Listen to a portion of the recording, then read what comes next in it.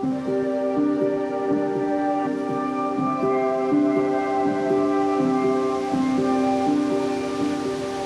a speck in the Indian Ocean, 350 kilometres from Indonesia, sits one of Australia's most remote and important sanctuaries. Christmas Island is bursting with life, from its thick jungle canopies to quicksilver schools of fish.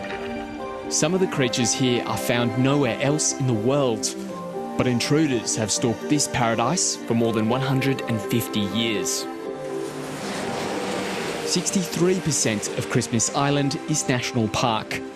And while he doesn't look it, manager Derek Ball is a general in a multi-million-dollar war against invasive species. We estimate that over the last 3 years, if we hadn't been removing cats, they would have eaten over 32,000 giant geckos, which are endangered, and over 1,600 flying foxes, which are critically endangered, plus thousands and thousands and thousands of forest birds. So it's a bit like living in Jurassic Park, really. You know, it's often referred to as the Galapagos of the Indian Ocean, and that's a pretty accurate definition of what the place is. It's literally a melting pot, an engine room of evolution stuck out here in the Indian Ocean. Feral cats. They're found across Australia, yet there are few battlegrounds as brutal as Christmas Island. In 2022, 300 cats were hunted and destroyed. Every night, the team heads out equipped with night vision and firearms. Yeah, there you go. The cat eradication campaign on Christmas Island is one of the most ambitious that's ever been undertaken across the globe. The federal government has spent more than $4 million on the eradication program. What can't be shot is trapped. You know, what you've got to be really careful of is thinking like a human when you're trying to catch cats. I mean, cats perceive the world in a very, very different way. Starlight, for example, reflecting on things like this is actually UVB. So that's very, very visible to a cat. So even if a cat is, 20 or 30 metres down the road, well and truly away from this trap, it will see this glittering in the starlight as UVB. And because cats are so curious, cats will come and investigate things like that look out of place in the environment. The program was meant to finish this year, but it was disrupted by the pandemic and will likely end next year. Whilst we are resuppressing and really keeping the numbers down, the wildlife is already starting to bounce back, so we're already having the positive impact, seeing the positivity of the eradication, even though it's not quite completely done yet. There are more than 370 cat traps like this one scattered around Christmas Island. It's all with the aim of protecting endemic and endangered birds and reptiles. But the program is not without controversy. I mean, we've got to be very respectful of people's cultural backgrounds and needs and so forth, of course. And for the Malay population on Christmas Island, cats are seen as a symbol of purity and cleanliness, and we sort of understand and respect that. But we've also got to, consider that the island itself, its future lies with its nature. Christmas Island is also home to one of Australia's most unique cultural communities. The Christmas Island Malay have lived here for generations. These girls have cared for cats all their lives. In Islam, our Prophet had a cat, and I think that really connects me to my faith and my religion.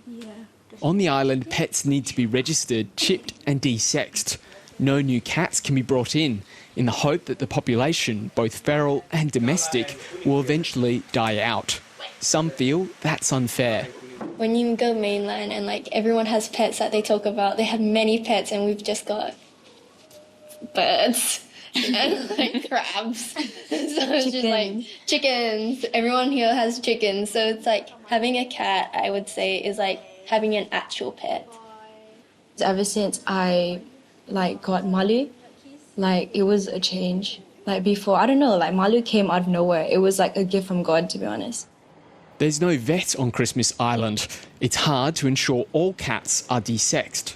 It's taken some time to get the vet here because having someone who's willing to travel all the way to Christmas, to come out of their own practice on the mainland and come to Christmas Island, you have to have a willing participant. oppress people. And one of the most Gordon Thompson is a former Shire president and now a councillor. He says the program has divided the community. It was the practice to go to people's houses and seize cats, saying this cat's not registered, we're going to take it away from you, and they take them away and kill them. And that's been quite devastating. Parks Australia says staff have occasionally removed illegal cats at residential properties with Shire rangers, but they say staff do not attend homes without a Shire representative who are in charge of enforcing local cat laws. One of the key animals park officials are trying to protect by removing cats is the Christmas Island giant gecko. Blink and you'll miss it, unless you're Julie Trezise. Oh, there he is. That was professionally done. See how they curl their tail? The scientist is surveying the island's gecko population. Cats love to eat them. A record number of giant geckos found in one cat's stomach of 15, so that's quite hectic, you know. If you extrapolate that out over a whole year, if that cat really likes geckos, that's, you know, you're talking more than 5,000 geckos in just 1 year. She thinks feral cats have to be removed to preserve the native wildlife. These guys, you know, they're quite an amazing little lizard. They're the only survivor on this endemic lizard on this island that's left remaining in the wild. So there's something really special about them.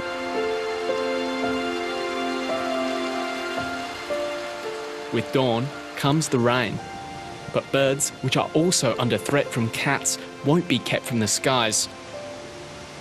Nor will the tropical weather stop Parks Australia's Alexia Jankowski from checking in on one coastal refuge.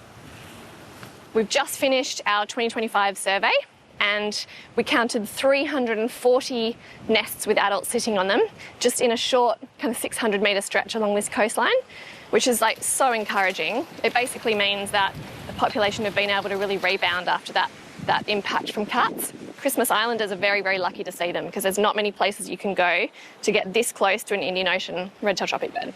The endangered red-tailed tropic bird is another reminder of why cats need to be controlled.